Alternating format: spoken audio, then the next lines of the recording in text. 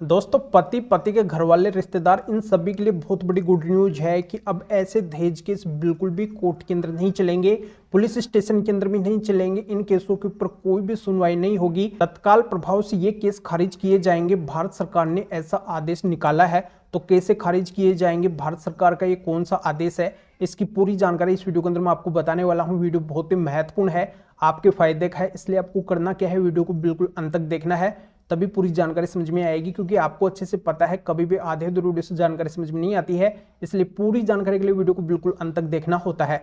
और ये आपका अपना चैनल है, इसको अगर आप अब तक सब्सक्राइब नहीं करे हैं तो पहले इसको सब्सक्राइब भी कर दीजिए और साथ में बेल आइकन को भी दबा दीजिए। तो चलिए शुरू करते हैं। तो वेलकम दोस्तों, मैं हूं आपको अपने एडवोकेट जितेंद्र। दोस्तों, इनमें सबसे पहला केस तो ऐसा आता है जो पत्नी पुलिस स्टेशन के अंदर एफआईआर करवा देती है, या फिर जिसका केस चार्जशीट के जरिए से कोर्ट के अंदर पहुंच जाता है, पर पत्नी न तो पुलिस स्टेशन के अंदर प्रेजेंट होती है न कोर्ट के अंदर प्रेजेंट होती है, यानी कि वो केस तो डाल देती है पर वो कहीं पे भी नहीं आती है। तो ऐसे केस भी तत्काल प्रभाव से खारिज किए जाएंगे, निरस्त किए जाएंगे।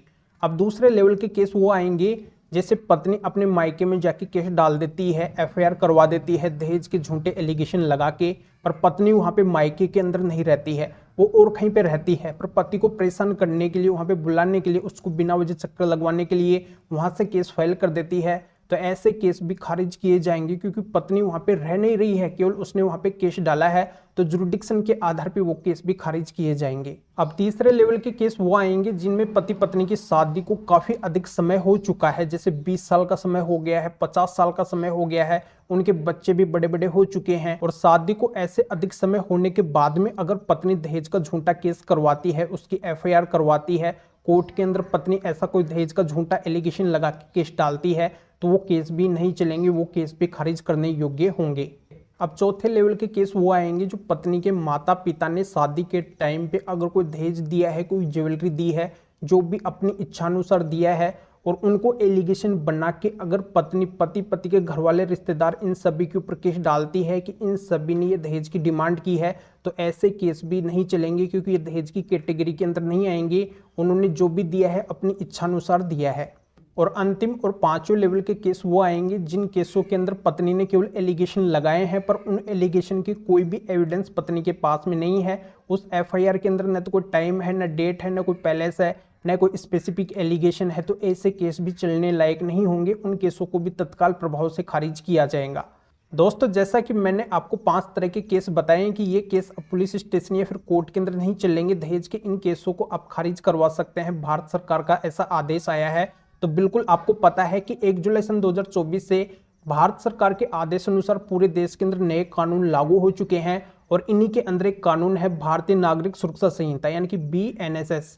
तो ऐसे अगर 5 तरह के केस आपके भी हैं, तो आप एफआईआर या फिर चार्जशीट बेस पे डायरेक्ट हाई कोर्ट जा सकते हैं। BNSS के सेक्शन 528 के अकॉर्डिंग आप ऐसे दहेज केस को क्यूएस करवा सकते हैं, यानी कि खारिज करवा सकते हैं। डायरेक्ट हाई कोर्ट ऐसे मामले को नहीं चलाएगी, बिल्कुल खारिज कर देगी। अगर पति पक्ष हाई कोर्ट नहीं जाना चाहते हैं, हाई कोर्ट से अगर अपने मामले को क्यूएस नहीं करवाना चाहते हैं, उनकी चार्जशीट कोर्ट के अंदर पेश हो चुकी है, तो उस कोर्ट के अंदर भी वो डिस्चार्ज का एप्लीकेशन लगा सकते हैं।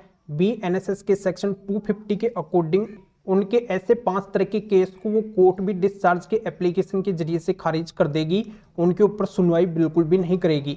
तो दोस्तों, जानकारी आपके अच्छे से समझ में आ गई होगी। अगर कोई जानकारी समझ में नहीं आई है इस मैटर में, फिर और किसी भी कानूनी मैटर में अधिक जानकारी लेना चाहते हैं, मेरे से फोन के ऊपर बात करना चाहते हैं, तो व्हाट्सएप पे मैसेज कीजिए, अपॉइंटमेंट बुक करवाइए। तो अभी आप इस वीडियो को लाइक कर दीजिए और शेयर भी कर दीजिए, जो और लोगों तक भी ये जानकारी पहुँच सके। तो वीडियो देखने के लिए आप सभी का बहुत बहुत धन्यवाद।